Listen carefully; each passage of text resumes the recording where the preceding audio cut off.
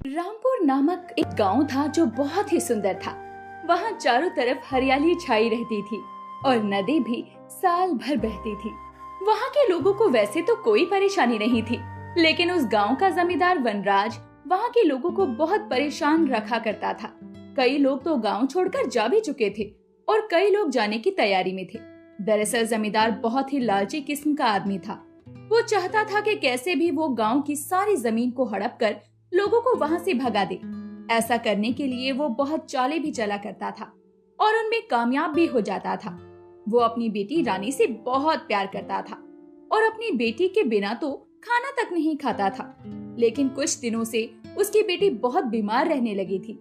उसने शहर के कई डॉक्टरों को बुलाया, लेकिन उसके हालात में कोई भी सुधार नहीं आ रहा था। अजी सुनिए ना, रानी का बुखार तो जा ही नहीं रहा है। मेरी फूल सी बच्ची कैसे मुरझा गई है, आप कुछ कीजिए ना। मैं पूरी कोशिश कर रहा हूँ रानी को ठीक करने की, तुम चिंता मत करो। आज शाम तक एक दूसरे और जाने माने अच्छे डॉक्टर साहब यहाँ आ जाएंगे। आप डॉक्टर, हकीम, वैद्य, तांत्रिक किसी को भी बुलाओ, लेकिन मेरी बेटी को ठीक कर दो।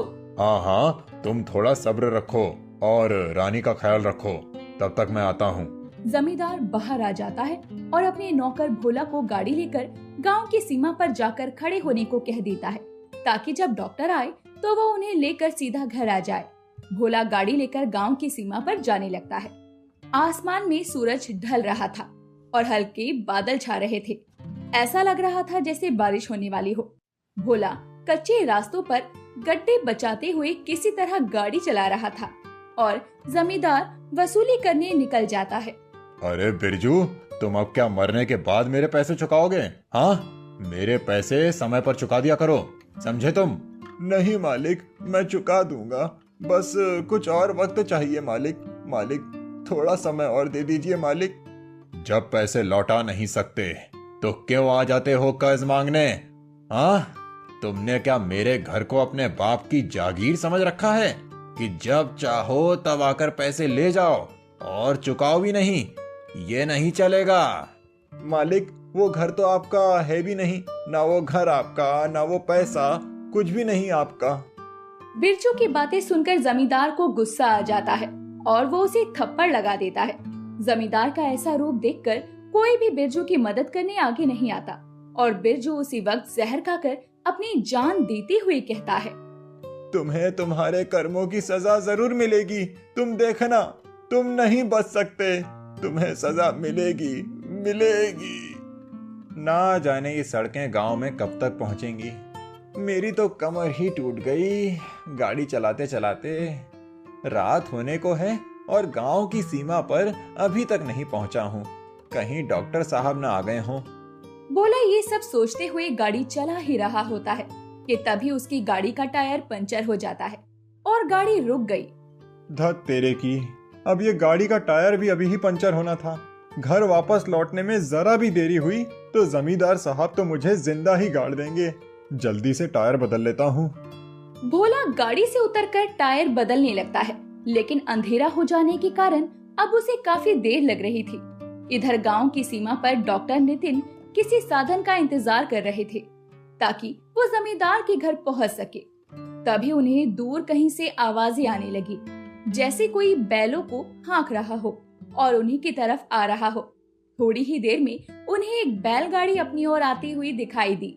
बैलगाड़ी पर एक आदमी अपने बेटे के साथ बैठा हुआ था और उन्हें देखकर मुस्कुराया।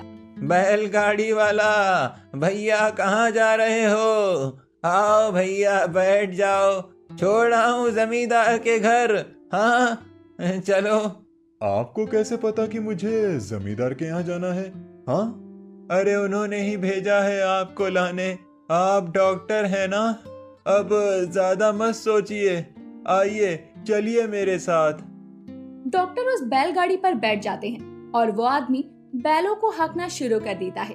डॉक्टर को अचानक से ठंड लगने लगती है तो वो अपने साथ लाए बैग से जैकेट निकालकर पहन लेते हैं। बैलगाड़ी वाला बिना कुछ कहे बस चुपचाप बैलों को हाँक रहा था।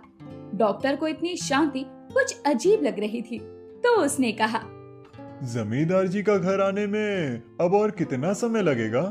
बस थोड़ी देर और फिर हम वहाँ पहुँच जाएंगे। बैलगाड़ी अब उस जगह पर आ चुकी थी जिस जगह पर भोला अपनी गाड़ी का टायर बदल रहा था। भोला ने जैसे ही बैलगाड़ी की आवाज सुनी वो चौकन्ना होकर एक तरफ खड़ा हो गया और जैसे ही बैलगाड़ी भोला के पास से गुजरी वो आदमी भोला को देखकर तिरछी मुस्कान के साथ आगे बढ़ गया। ये सब देखकर भोला के होश उड़ गए। वो वहीं बेहोश होकर गिर पड़ा। बैलगाड़ी वाले ने जमींदार के घर से कुछ दूर बैलगाड़ी रोक दी। लीजिए साहब, वो रहा जमींदार का घर। अब आप जाओ और उनकी बच्ची का इलाज करो। डॉक्टर वहाँ से अंदर चला जाता है और दरवाजे पर कुछ अंदर जाते ही जमींदार उसे खड़े मिलता है। डॉक्टर साहब, आप आ गए? आइए जल्दी रानी को देख लीजिए। जी जी, चलिए चलिए। डॉक्टर जमींदार के साथ रानी के कमरे में आ जाते हैं। रानी की माँ भी वहीं खड़ी हुई थी। रानी का शरीर अभी भी बुखार से तप रहा था। डॉक्टर ने उसे इंजेक्शन लगाया और कहा, दवाई दे दी है, कल सुबह तक इसे आराम पड़ जाएगा। डॉक्टर साहब, रात बहुत हो चुकी है, अच्छा होगा कि आप भी यहीं रुक जाइए आज की रात। सही कहा आपने, कल सुबह रानी को देखकर चला जाऊंगा। डॉक्टर साहब वहीं रुक जाते और अगली सुबह भोला भागता हुआ आता है। उसे देखकर जमींदार गुस्सा होते हैं, लेकिन वो जमींदार से बात करने के लिए उन्हें एक तरफ ले जाता है और कहता है, मालिक, आप यकीन नहीं करोगे, मैंने क्या देखा। ऐसा भी क्या देख लिया तुमने? मालिक, मैंने देखा कि डॉक्टर साहब उस बैलगाड़ी वाले के साथ ही आ रहे थे कल रात। ये क्या बकवास कर रहे हो? तुमने सुबह सुबह नशा किया है? नहीं मालिक, यकीन ना हो तो खुद ही पूछ लो डॉक्टर साहब से कि वो किसके साथ आए कल रात। जमींदार भोला की बात मानकर डॉक्टर साहब को अपने पास बुलाकर पूछ लेता है कि वे कल रात किसके साथ आए थे। तो डॉक्टर साहब उसे बता देते हैं कि वो एक बैलगाड़ी वाले के साथ आए थे और उसके साथ में एक बच्चा भी था। ये सब सुनकर जमींदार साहब डर जाते हैं, लेकिन वो अपना डर छुपाते हुए डॉक्टर साहब को विदा कर देते हैं और जंगल में रहने वाले एक बड़े तांत्रिक को बुलाने पहुंचते हैं। लेकिन रास्ते भर में उनकी आंखों के सामने सिर्फ वही दृश्य घूम रहा था जो आज से करीब 15 साल पहले घट चुके थे। जमींदार तब उसी हवेली में नौकर था जहां आज वो मालिक बनकर रह रहा था। मालिक, आज हमें शहर जाना है, छोटे मालिक का जन्मदिन भी आ रहा है, उनके लिए कोई तोहफा भी ले आइए। तुमने सही कहा वनराज, तुम बैलगाड़ी तैयार करो, हम अपने बेटे को भी साथ ही लेकर जाएंगे।